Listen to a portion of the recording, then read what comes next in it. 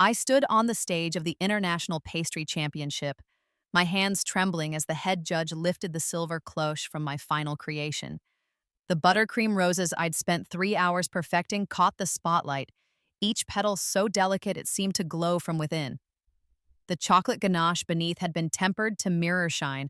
The audience gasped, and I heard the whispers ripple through the crowd like a wave. Then I saw him. My brother Daniel sat in the third row, his arms crossed, that same smirk on his face that I remembered from another lifetime. Next to him, my mother clutched her purse, her lips pressed into a thin line of disapproval that no amount of success could ever erase. And my father, he wasn't even looking at my cake. He was checking his phone. The judge's voice boomed through the speakers. The winner of this year's championship with a perfect score is Emma Chen. The applause was deafening, but all I could hear was Daniel's voice from my previous life, from that last birthday before I died. It's mediocre, Emma. I mean, I appreciate the effort, but it's just not that good. Mom's store-bought cake would have been better. I'd been 26 years old, dead from exhaustion 3 months later, my heart giving out after another sleepless night trying to perfect a recipe for a family that never appreciated anything I did. And then I'd woken up as my 15-year-old self, 7 years before that final birthday, with every memory of my wasted life burning in my mind like a brand. That was 5 years ago. This moment, this trophy being placed in my hands, this crowd rising to their feet, this was my revenge. But I'm getting ahead of myself. Let me tell you how I got here. In my first life, I started baking when I was 12. My grandmother taught me before she died, showing me her secret techniques for the flakiest croissants, the most tender sponge cakes, the richest chocolate desserts that melted on your tongue. She made me promise to keep baking, to never let the gift die with her. I promised, and I meant it. My mother thought it was a waste of time. Focus on your studies, Emma, she'd say, waving her hand dismissively whenever I presented a fresh batch of macarons or a perfectly risen souffle. Baking is a hobby, not a career. Daniel needs help with his college applications. Go tutor him instead. Daniel, my brother, 3 years older, my parents' golden child who could do no wrong. He was handsome, charming, and completely mediocre at everything he tried. He barely graduated high school, flunked out of his first college, and couldn't hold a job for more than 6 months. But according to my parents, he was destined for greatness. He just needed support. He just needed time. He just needed his sister to sacrifice everything to help him shine. And I did. God help me, I did.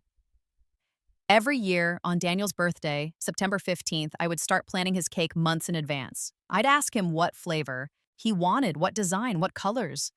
I'd sketch ideas, experiment with techniques, stay up until 3 in the morning getting every detail perfect. When I was 16, I made him a 3-tier chocolate masterpiece with hand-sculpted fondant figures of his favorite video game characters. It took me 48 hours.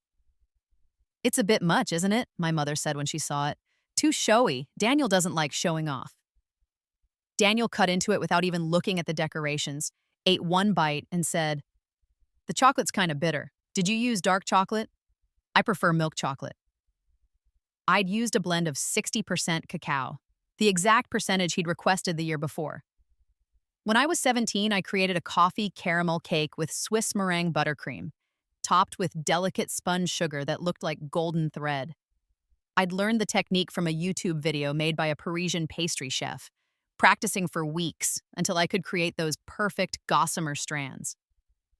"It's nice," Daniel said, barely glancing at it before turning back to his friends. "I'm kind of plain, though. Sarah's mom made her a cake shaped like a handbag last month. That was creative." I stopped eating cake at his birthdays after that. I couldn't stomach watching the hours of work dismissed with a shrug. When I was 18, I made him a red velvet cake with cream cheese frosting, decorated with fresh berries and edible flowers. I'd gotten up at 5 in the morning to go to the farmer's market for the flowers, spending my own money from my part-time job at the grocery store. "Red velvet is so overdone," my father commented. "Everyone makes red velvet now, nothing special about it." When I was 19, working 2 jobs and taking community college classes I paid for myself while Daniel was at his 3rd college, this one also funded entirely by my parents, I made him a lemon lavender cake with honey butter cream, I'd researched the combination for months, testing different ratios of lavender so it wouldn't taste soapy, finding the perfect balance of tart and sweet. My mother took one look and frowned. Lavender in a cake? That's unusual. I hope it's edible. It was the best cake I'd ever made. I knew it was. Daniel ate 3 slices without comment. When I was 20, I made a bourbon chocolate cake with salted caramel. When I was 21, a pistachio cake with rosewater. When I was 22, a brown butter cake with maple cream cheese frosting. Each year, I poured my soul into these cakes. Each year, I hoped for something.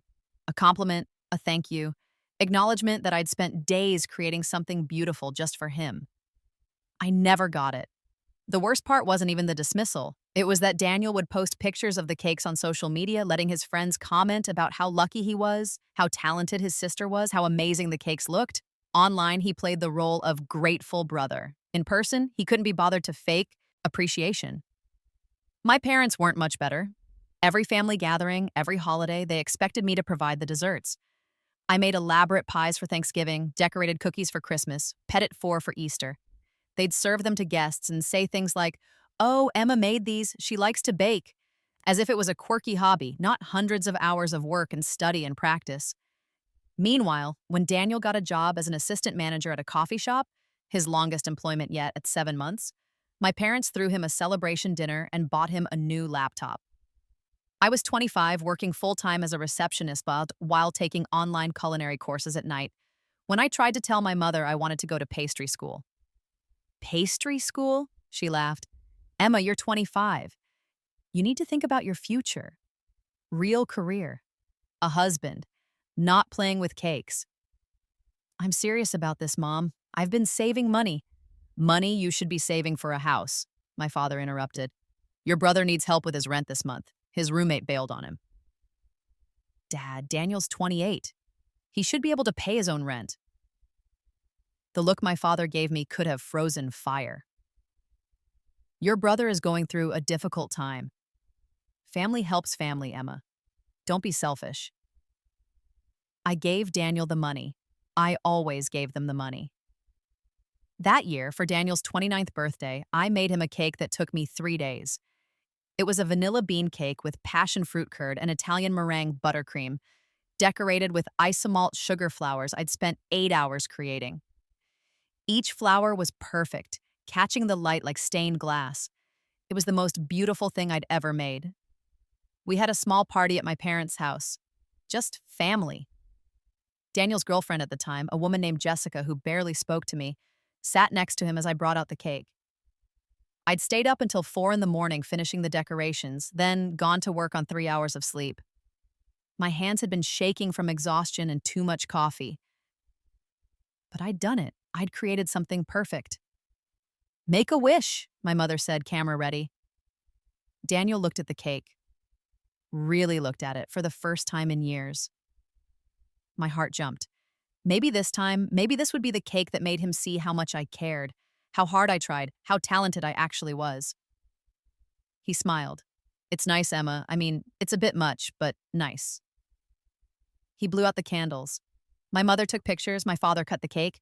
Then Daniel turned to Jessica and said, loud enough for everyone to hear, "It's mediocre, Emma. I mean, I appreciate the effort, but it's just not that good. Mom's store-bought cake would have been better. No offense." Jessica giggled. My mother looked uncomfortable but said nothing. My father was already eating his slice, not paying attention. "No offense," I repeated numbly. "Yeah, I mean, you try hard, but you're not exactly professional. Level. Maybe stick to box mixes? They're more consistent." Something inside me cracked. Not broke. Cracked. Like a fault line appearing in concrete. Invisible but catastrophic. I went home that night and cried until I couldn't breathe. Then I got up, went to my kitchen, and started baking.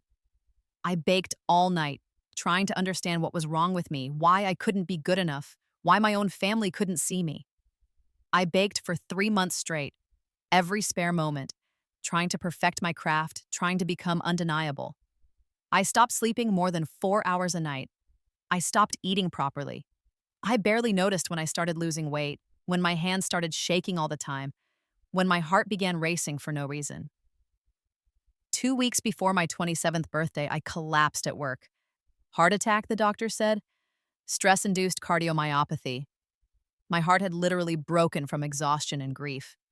I woke up in the hospital. My mother was there, looking annoyed. The doctor says you'll be fine, but you need to take better care of yourself, Emma. This was irresponsible. Do you know how much this is going to cost? Daniel didn't visit. He texted, "Heard you passed out. That sucks. Feel better." I died 3 months later. Another heart attack, this one fatal. I was alone in my apartment trying to perfect a recipe for croissants. My body gave out somewhere between the third and fourth fold of the dough. The last thought I had was, I never got it right. Then I woke up. I was 15 years old in my childhood bedroom, staring at the glow-in-the-dark stars on my ceiling that I'd forgotten existed. My grandmother had been dead for 3 years. I hadn't started my serious baking yet. Daniel was 18, still in high school, the golden boy who hadn't yet begun his decade of failure. I sat up, my heart pounding, but it was strong, healthy, young. The chronology of my entire wasted life was crystal clear in my mind. Every dismissed cake, every ignored achievement, every time I'd bent myself into shapes trying to earn love from people who would never give it. I started laughing, then crying, then laughing again. I'd been given a second chance, and this time I was going to do things differently. The first thing I did was go downstairs and throw out every cake pan, every decorating tool, every baking supply I owned. My mother found me in the kitchen, garbage bag in hand. "Oh, what are you doing?" she demanded. "Cleaning out," I said. "I'm not baking anymore." She blinked. "What do you mean? You're always baking." "Not anymore."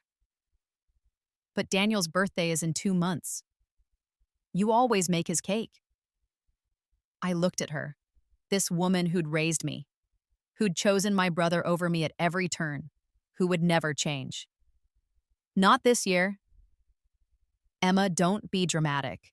You love baking." "Do I? Or do I love trying to get you to notice me?" She stepped back as if I'd slapped her. "That's ridiculous. Of course we notice you." "Name one thing I did last month that you remember." She opened her mouth, closed it, frowned. "You're being very difficult right now." I threw the last pan in the garbage bag. "Tell Daniel to get a store-bought cake. You said they're better anyway." I walked past her and went to my room. She didn't follow. The second thing I did was start planning. I had 7 years of foreknowledge, 7 years of knowing exactly what would happen, who would betray me, which opportunities I'd missed. In my first life, I'd spent my teenage years trying to be perfect for a family that didn't care. This time, I was going to be perfect for myself. I researched every prestigious pastry school in the world. I learned which competitions I needed to win, which mentors I needed to study under, which techniques would set me apart. In my first life, I'd learned from YouTube and free online courses, fitting education into the cracks of my exhausted schedule. This time, I would be strategic, focused, and utterly selfish. But first, I needed money. In my first life, every penny I earned went to my family, helping with bills, funding Daniel's endless failures, making up the shortfalls when my parents overspent. This time, every penny I earned would be mine. I got a job at a local bakery, lying about my experience. The owner, Mrs. Chen, no relation, was a 70-year-old Chinese woman who'd been running her shop for 40 years. She took one look at me and said, "You know how to work?" "Yes." "You know how to not complain?" "Yes." "You know how to show up on time?" "Yes." "Okay, you start tomorrow, 4 a.m. I showed up at 3:45 a.m. Mrs. Chen raised an eyebrow but said nothing. For the first week, she had me cleaning. Just cleaning. Washing pans, scrubbing floors, organizing supplies. I didn't complain. In my previous life, I'd cleaned my own kitchen until 3 in the morning, countless times. This was nothing. The second week, she let me watch her work. She made everything by hand. No industrial mixers, no shortcuts. Her croissants were legendary in our neighborhood. Her mooncakes sold out every year for the Mid-Autumn Festival. I watched every movement, remembering techniques from my first life, learning new ones. The third week, she handed me a bowl of flour. "Make dough." I made dough. She poked it, smelled it, tasted a tiny piece. Again. I made it again, and again, and again. 23 times before she nodded. You can learn, she said. Most people, they think they know already. They cannot learn. You know you don't know. Good. Over the next year, Mrs. Chen taught me everything my grandmother hadn't: the science of gluten development, the art of fermentation, the precise chemistry of pastry cream. She was harsh, exacting, and never gave compliments. When she didn't criticize something, that meant it was acceptable. I learned more from her in 1 year than I'd learned in 5 years of YouTube tutorials in my first life. At home, my family noticed the change. I was never there. I worked at the bakery, went to school, came home to sleep, and left again before anyone else woke up. I stopped cooking family dinners. I stopped cleaning up after Daniel. I stopped being available. Emma's become very distant, I heard my mother tell my father one night. She barely talks to us anymore. Teenage phase, my father replied. She'll grow out of it. Daniel didn't notice at all. When his birthday rolled around, my mother reminded me 3 times about the cake. Even just a simple one, she said. Box mix is fine. I don't bake anymore, I replied. What do you mean you don't bake? You're working at a bakery. For Mrs. Chen, not for free. Her face hardened. You would charge your own family? No, I just wouldn't bake for them at all. She bought a grocery store sheet cake with Happy Birthday Daniel written in blue frosting. Daniel didn't seem to care. He was too busy with his new girlfriend in his senior year of high school. He probably didn't even remember that I'd made his cakes for years. I felt nothing. No guilt, no regret, no sadness. Just a deep, peaceful satisfaction. That was the first birthday cake I never made him. It wouldn't be the last. By the time I was 16, I'd saved $10,000 from working at Mrs. Chen's bakery. I'd taken every shift available, worked holidays, saved every penny. My parents didn't ask about my money. They'd never cared about my finances before, as long as I was available to bail them out when they needed it. I didn't tell them I'd saved anything. That summer, Miss Chen sat me down in her small office above the bakery. You're good, she said. It was the first compliment she'd ever given me. You could be better. You need training. I know. I'm looking at pastry schools. Expensive. I have some money saved. She pulled out a folder and slid it across the desk. Inside were brochures for the California Culinary Academy, the Culinary Institute of America, and Le Cordon Bleu. These are best in America. You need to go to one. I can't afford them yet. You enter competitions, you win money, you build reputation, then you go. She pulled out another paper, an application for the American National Baking Championship, Youth Division.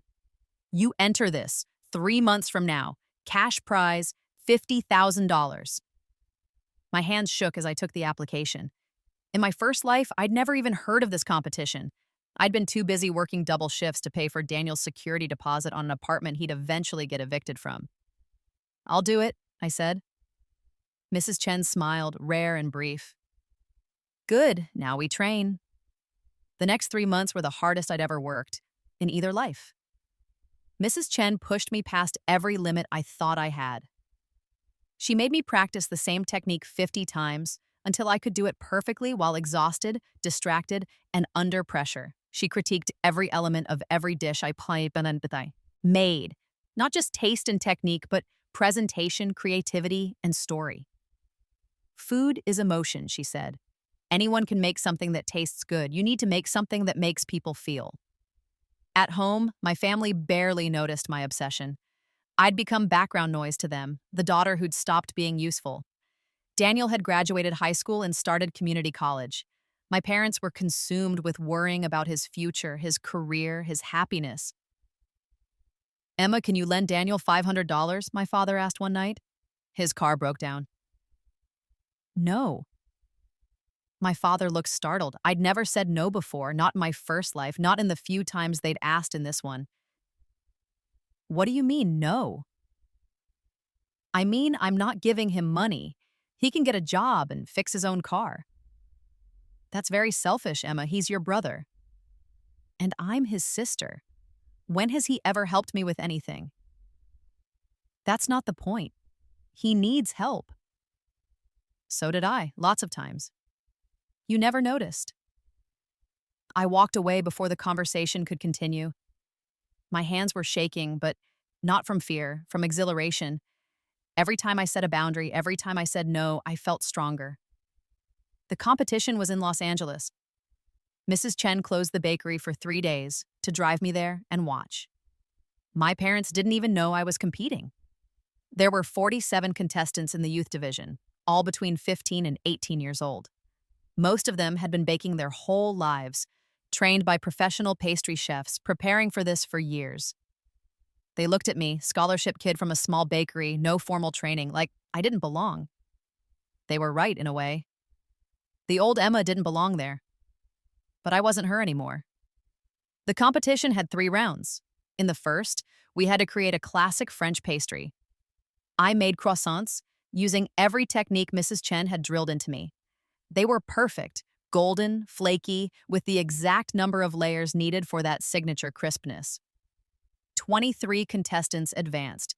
In the second round, we had to make an original cake that represented our journey as a baker. Half the contestants made metaphorical cakes about their childhood, their dreams, their love of baking. They were beautiful and technically perfect. I made a cake that looked simple from the outside, vanilla buttercream, minimal decoration. But when you cut into it, there were layers of complexity inside. Passion fruit curd, chocolate ganache, coffee-soaked genoise, raspberry preserves, all balanced perfectly so no single flavor dominated. The judges had to eat the whole slice to understand it. "This is brilliant," one judge said. "It's about hidden depths, about being underestimated." "Yes," I said, "that was exactly what it was about." 12 contestants advanced to the final round. The finale was brutal. Create a dessert that pushed the boundaries of pastry art while remaining delicious. We had 6 hours. Contestants made elaborate sugar sculptures, gravity-defying constructions, molecular gastronomy experiments. They were impressive, innovative, and showy. I made what I called the last birthday cake. It was a modest single-tier cake, chocolate with raspberry decorated with simple buttercream flowers. Nothing fancy, nothing that screamed for attention. But every single element was absolutely perfect. The cake was so moist it dissolved on the tongue. The buttercream was silky, not too sweet, with real vanilla bean. The raspberries were fresh, tart, balanced. The chocolate was rich without being overwhelming.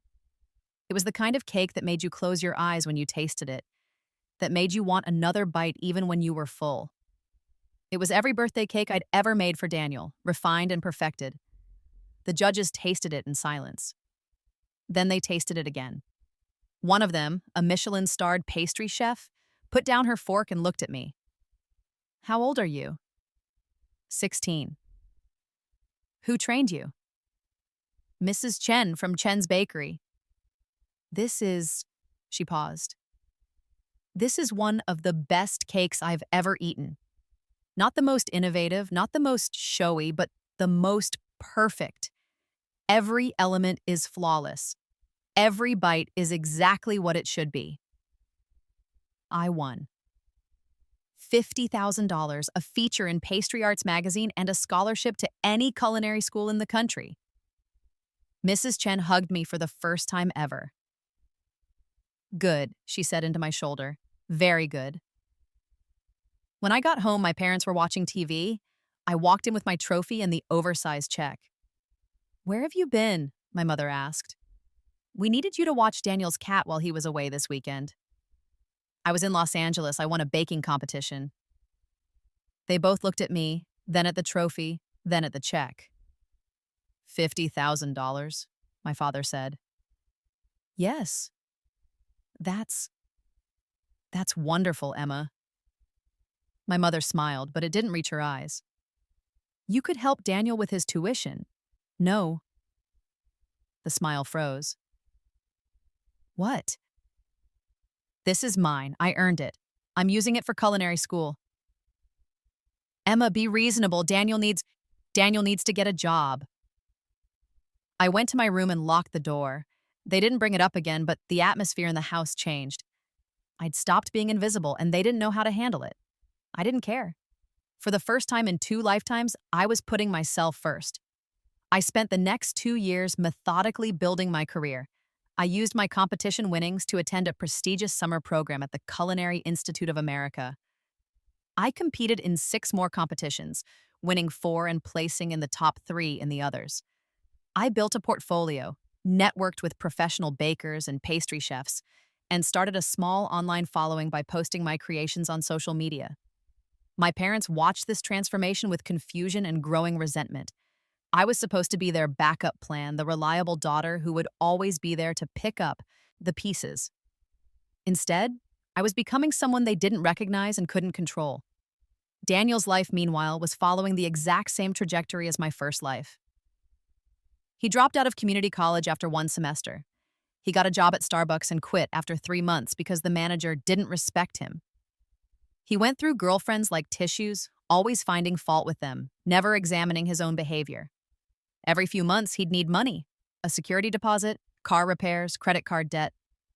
My parents always paid, draining their savings to fund his failures. "Why doesn't Emma help?" I heard Daniel complain once. "She won all that money." "You could get a job," I called from my room. "I have a job." "For how long this time?"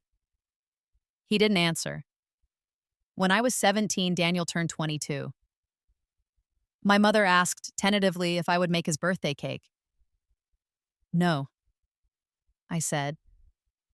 "Emma, you haven't made him a cake in 3 years. Don't you think—" "I don't think anything. I don't bake for free anymore, and I definitely don't bake for people who don't appreciate it." "He appreciates it." "Does he? Did he ever say thank you? Did he ever acknowledge the hours I spent making those cakes?" My mother looked uncomfortable. "He was young. So was I." She bought another grocery store cake. Daniel ate it without comment, the same way he'd eaten everything I'd ever made for him. I felt nothing but satisfaction. By the time I was 18, I'd been accepted to Le Cordon Bleu in Paris. Full scholarship based on my competition record and my portfolio. I'd be leaving in 3 months, right after graduation. My parents reacted as if I'd announced I was joining a cult. "Paris?" my mother said. "That's so far away. Why do you need to go to Paris?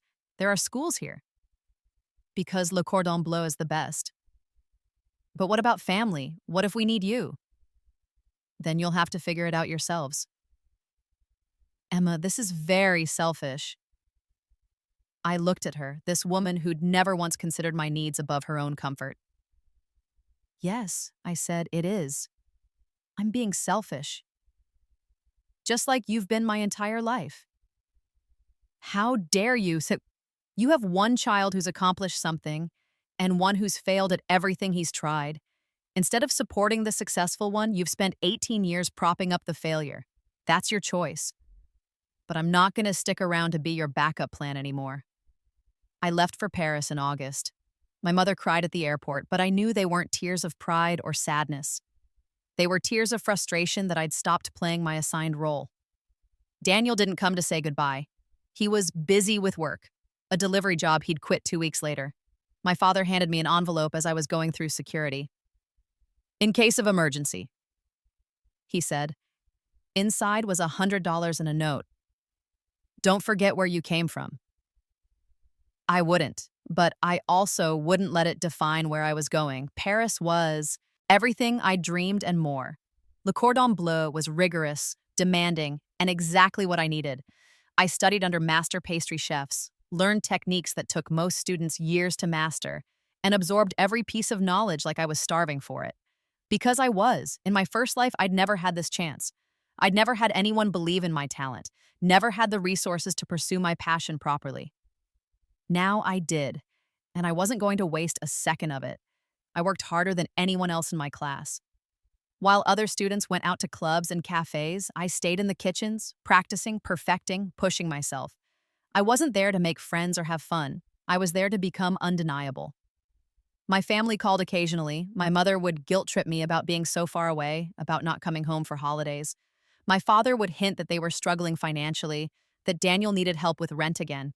Daniel himself never called, but he'd text occasionally asking if Paris was cool and if I could send him money for something.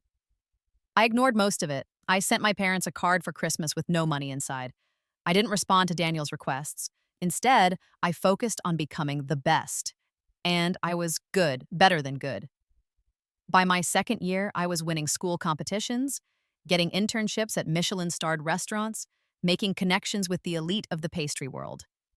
In my third year, I entered the prestigious Coupe du Monde de la Pâtisserie, the World Pastry Cup. I was the youngest contestant in the competition's history. The media loved it. Teen prodigy takes on pastry giants. I didn't win. I placed third, which was unprecedented for someone my age and experience level, but more importantly, I caught the attention of Pierre Hermé, the legendary pastry chef often called the Picasso of pastry. He offered me an apprenticeship at his flagship boutique in Paris. I said yes before he finished the sentence. Working for Pierre Hermé was like getting a PhD in perfection.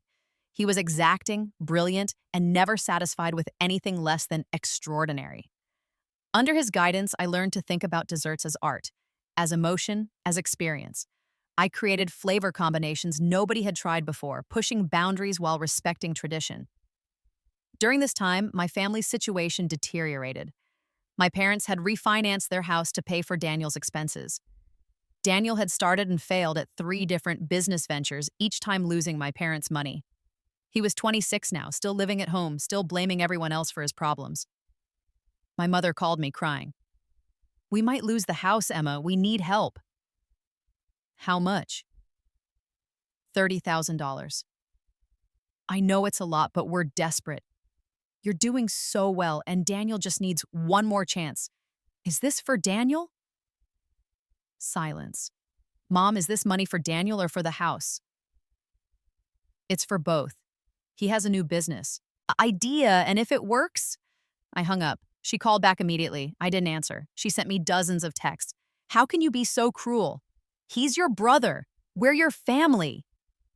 Your grandmother would be ashamed of you." That last one made me laugh. My grandmother would have been proud of me for finally standing up for myself. She'd always told me I was too giving, too soft. She'd worried about what would happen to me when she was gone. Well, Grandma, I thought, you don't need to worry anymore. I sent my mother one text back. "You chose him over me every day of my life. Live with your choice." Then I blocked their numbers. I returned to the United States when I was 23, not as a struggling baker trying to make ends meet, but as a rising star in the pastry world. I'd worked in some of the best kitchens in Paris, studied under legends, and developed a signature style that food critics called emotionally revolutionary. I opened my first bakery in San Francisco, a small, elegant shop called Rebirth. It was intentional, a private joke about my second chance at life. The menu was small, focused, perfect. Every item was a masterpiece. The prices were high, but people paid gladly. Within 6 months, I had a line out the door every morning. Within a year, I'd been featured in Bon Appetit, Food and Wine, and the New York Times. Food critics called my croissants transcendent, my cakes life-changing, my pastries worth traveling for. I was 24 when I opened my second location, 25 when I opened my third. I published a cookbook that became a bestseller.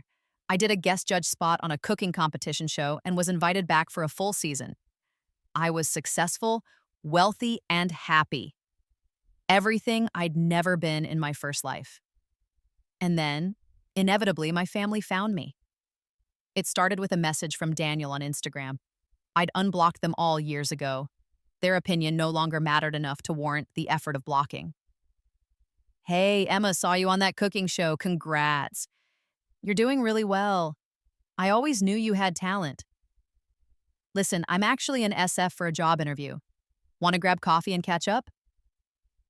I stared at the message for a long time. In my first life, I would have said yes immediately, desperate for any scrap of familial approval. I would have bought him coffee, listened to his problems, probably given him money. This time I typed, "No, thank you." He responded immediately, "Come on, don't be like that. I'm your brother. I miss you. You've had my number for 7 years. You never called. I didn't want to bother you while you were busy." Still don't. I archived the conversation. But Daniel wasn't easily deterred. He showed up at my flagship bakery one morning, standing in line like any other customer. I was in the back kitchen when one of my employees told me someone was asking for me. I walked out to find Daniel at the counter, older and a bit more worn than I. Remembered, but still with that same entitled smile. "Surprise," he said. "Thought I'd come see your place." "It's really nice, Emma. You've done well for yourself."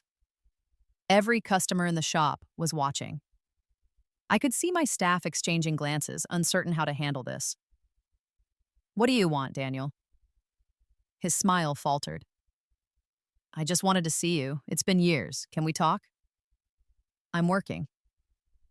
"Take a break. 5 minutes." I could have refused, should have refused, but I was curious what angle he was playing this time, so I nodded to my office. Once inside, Daniel's friendly demeanor dropped slightly. "Look, I know we haven't been close. We've never been close. But I'm in a really tough spot right now. I've got this amazing business opportunity, but I need capital. I need $50,000, and I thought, since you're doing so well," I actually laughed. "You thought you could show up after 7 years of silence and ask me for $50,000? I'm your brother." "Biologically, yes, but you've never acted like a brother. You've never supported me, encouraged me, or even acknowledged my existence, unless you needed something." "That's not fair. I was young." "You're 30 now, Daniel. When does the 'I was young' excuse expire?" He shifted tactics, his expression turning wounded.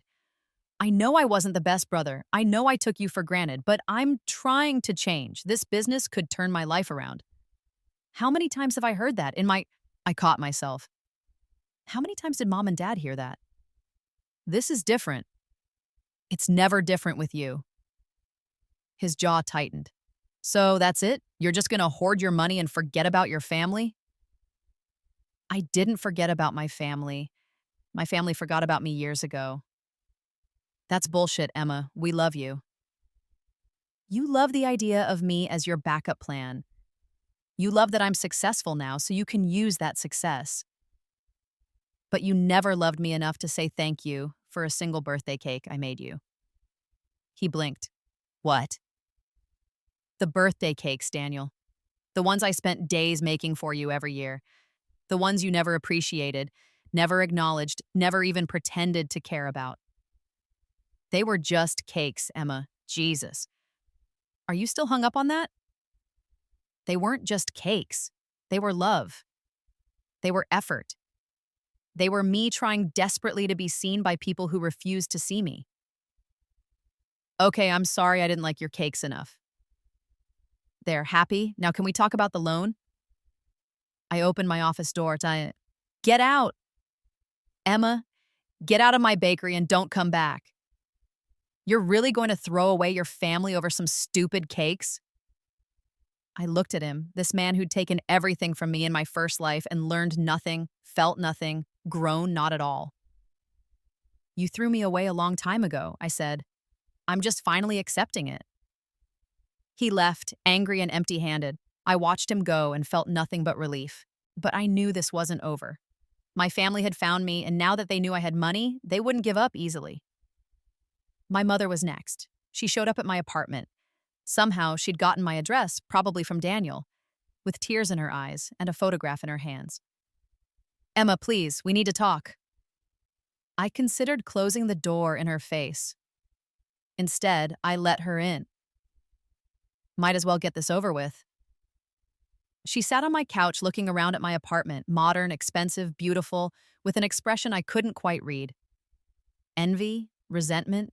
Regret? "You've done so well," she said. "I always knew you would." "No, you didn't. You never believed in me." "That's not true. I always—" "Mom, don't rewrite history. You thought baking was a waste of time. You told me to focus on Daniel, to help Daniel, to sacrifice everything for Daniel. You never once supported my dreams." She looked down at the photograph in her hands. "I brought this to show you. It's from Daniel's 18th birthday. See? You made that beautiful cake. We were so proud." I took the photo. There I was, 16 years old, standing behind a 3-tier cake that had taken me 2 days to make. Nobody in the photo was looking at me or the cake. Everyone was looking at Daniel. This proves my point, I said, handing it back. Emma, I know we made mistakes, but we're your family. We're struggling and you're doing so well. Surely you can help us. How much? We need $100,000. We're going to lose the house. Sell the house. She looked stunned. Sell the house? Emma, that's our home. That's where you grew up. That's where I was neglected and undervalued. I don't care what happens to it. How can you be so cold? I learned from the best. She stood up, her expression hardening. Fine, if you won't help willingly, maybe you should know that Daniel is planning to start a business using your name. He's going to open a bakery called Emma Chen's Original Recipes and claim you stole his techniques. I laughed. Let him try. Every competition I've won is documented. Every pastry chef I've trained under will testify to my skills. Daniel can barely make toast. People will believe him. He's very convincing. No, Mom, people will fact-check him and he'll be exposed as a fraud. And if he tries to use my name or reputation, I'll sue him for everything he doesn't have. You'd sue your own brother? In a heartbeat. She left in tears, but I felt no guilt, just exhaustion. Decades of manipulation don't evaporate because someone shows up with a photograph and fake regret. My father was last. He came to my bakery not with tears or threats, but with what he probably thought was reason. Emma, sit down. Let's talk about this like adults. I didn't sit. You have 5 minutes. Your mother and Daniel are emotional. I get that you're upset with them, but I'm asking you, logically, to think about this situation. We're your family. We're in trouble. You have the means to help. It's the right thing to do. The right thing would have been supporting me when I needed it. We did support you. We gave you a home, food, education. The bare minimum required by law is not support. Support is believing in someone's dreams. Supporting is showing up. You never showed up for me. I was working. I was providing for this family. You were providing for Daniel. Everything was always for Daniel. Because Daniel needed more help, you were always fine on your own. And there it was. The truth they'd never admitted, maybe not even to themselves. I didn't need help because I was capable, so I never got help. Daniel needed help because he was incapable, so he got everything. I needed help too, I said quietly. I needed parents who saw me, who valued me, who showed up to my competitions and my achievements and told me they were proud. I needed a family who loved me as much as I loved them. My father looked uncomfortable. We did love you. No, Dad. You loved the idea of a daughter who would take care of things. You loved having a backup plan. But you never loved me enough to choose me, even once. That's not fair. You're right, it's not fair. None of it was fair, but that's not my problem anymore. He changed tactics. Daniel is going through a really hard time. He's depressed, Emma. He's talking about suicide. I felt a spike of cold fear, then forced myself to think logically. Is he actually suicidal or is he manipulating you again? How can you even ask that? Because I know Daniel. Has he seen a therapist? Is he on medication? Or did he just mention suicide when you asked him for the 100th time to get a job? My father's face told me everything I needed to know. If Daniel is actually suicidal, I said, he needs professional help, not money from me. Get him therapy. Get him real help. Stop enabling him. We're not enabling him. We're helping him. There's a difference, and you've never learned it. I walked him to the door. Don't come back, Nitaton. None of you. You made your choices for 26 years. Now I'm making mine. Emma, I stopped baking Daniel's birthday cakes when I was 15 years old in this life. That should have been your first clue that things had changed. You ignored it, like you ignored everything else about me. That's on you. I closed the door on his stunned face. The next few weeks were tense. My family tried various tactics. Guilt trips via email, social media posts about ungrateful children, even reaching out to some of my business contacts to spread rumors about me. None of it worked. My reputation was built on years of documented excellence. People who'd eaten my pastries, who'd competed with me, who'd trained with me, they knew who I was. A few vague rumors from a family nobody had ever heard of weren't going to damage that. Then Daniel tried something different. He started a blog called The Real Emma Chen, where he posted supposed family recipes and stories about how I'd stolen his techniques and abandoned my family.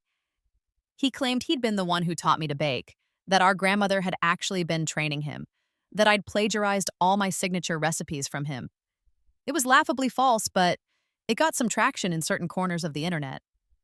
People love a story about a successful person who's secretly terrible. I ignored it for a week, then 2 weeks, then a month. Then I got invited to compete in the International Pastry Championship, the most prestigious competition in the world, and I knew exactly how to end this. The championship was televised, millions of people would watch. The judges were legends in the culinary world, people who knew every major pastry chef, who could verify credentials and training with a single phone call. I accepted the invitation. I trained for 3 months, perfecting techniques, developing new recipes, pushing myself to create something that would be unforgettable. The competition was in New York. 5 days of challenges, each one more difficult than the last. Contestants were eliminated one by one until only 5 remained for the final day. I made it to the finals easily. My technical skills were flawless, my creativity was boundless, and most importantly, every single thing I made had emotion behind it. Joy, rage, triumph, I poured it all into my pastries and people could taste it. On the final day, we had one challenge: create a dessert that represented our journey as a chef. Other finalists made elaborate showpieces about their training, their travels, their culinary awakening. They were beautiful, impressive, technically perfect. I made a birthday cake. Not just any birthday cake. The birthday cake. The culmination of every cake I'd ever made for Daniel, every technique I'd learned, every emotion I'd suppressed. It was a 3-tier masterpiece with mirror glaze that looked like water, sugar flowers that seemed to grow from the layers, and a flavor combination that told a story. Bitter dark chocolate for betrayal, sweet vanilla for innocence, tart raspberry for anger, rich caramel for triumph. The judges cut into it on camera. The interior revealed 12 distinct layers, each one a different color, each one representing a year of birthday cakes I'd made and had dismissed. "Explain this piece," the head judge said. I looked directly at the camera. For 10 years, I made birthday cakes for my older brother. Every year, I tried to make each one better than the last. Every year, he dismissed them as mediocre. He said a store-bought cake would have been better. The last time I saw him, he told me I should stick to box mixes. The judges were silent, listening. After I died, I paused, realizing what I'd said, then pivoted.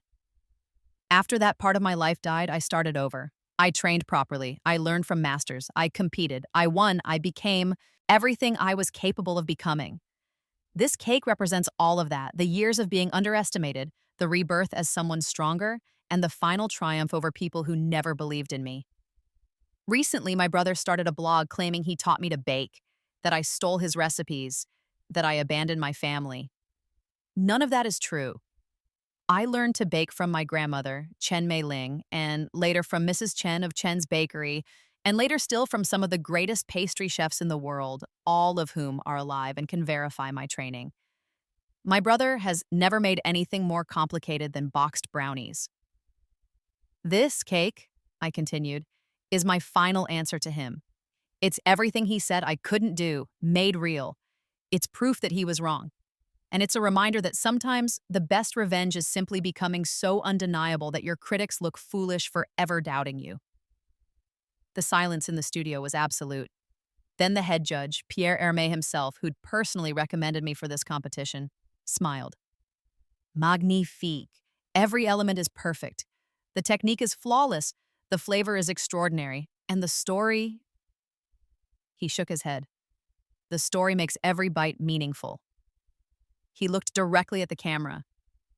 For anyone wondering about Emma Chen's credentials, I can personally verify that she trained under me for 2 years in Paris. She was the best apprentice I have ever had. Her skills are entirely her own, earned through dedication, talent, and relentless hard work. Anyone who claims otherwise is simply lying. The other judges nodded and added their own endorsements. Chefs I'd trained under, competed against, worked alongside. One by one, they verified my history, my credentials, my journey. I won the championship. Standing on that stage, holding that trophy, knowing that millions of people had just watched me vindicate myself, it was the single most satisfying moment of my entire second life. The media went insane. Emma Chen's emotional finale wins International Pastry Championship was trending worldwide. Daniel's blog was found within hours, and the internet did what the internet does best. It investigated, fact-checked, and destroyed his credibility completely. Screenshots emerged of Daniel bragging on Facebook about never cooking, about ordering takeout every night. His ex-girlfriends came forward with stories about how he couldn't even make scrambled eggs. My former neighbors recalled him burning popcorn regularly. Mrs. Chen gave an interview confirming that Daniel had never set foot in her bakery, that I'd been her student alone. Pierre Hermé issued a statement calling Daniel's claims defamatory nonsense. Within a week, Daniel's blog was deleted, his social media accounts were private, and he'd issued a vague apology that admitted nothing but stopped short of repeating his claims. I never responded to him directly. I didn't need to. The truth was louder than his lies ever could. 6 months later, I opened my 10th bakery location. Rebirth had become a national brand, synonymous with excellence in pastry. I'd published 2 more cookbooks, both bestsellers. I had a waiting list of 6 months for custom cakes. I was 30 years old, the same age I'd been when I died in my first life, heartbroken from exhaustion and neglect. This time, my heart was strong. This time, I was happy. This time, I'd built a life on my own terms. I got a letter in the mail one day. No return address, but I recognized my mother's handwriting. Inside was a photograph, one I'd never seen before. It was from my 16th birthday in this life, the first birthday after I'd been reborn. I was standing in my room surrounded by the baking supplies I'd thrown away. My face was determined, angry, alive. On the back, my mother had written, "I found this while packing up the house. We're moving to a smaller place. Daniel is in rehab, finally getting real help. Your father and I are going to therapy.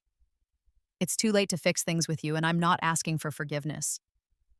I just wanted you to know that we see now what we didn't see then. You were always the strong one, and we punished you for it. I'm sorry we wasted your first chance at life. I'm glad you didn't let us waste your second." I stared at that last sentence for a long time. My first chance at life.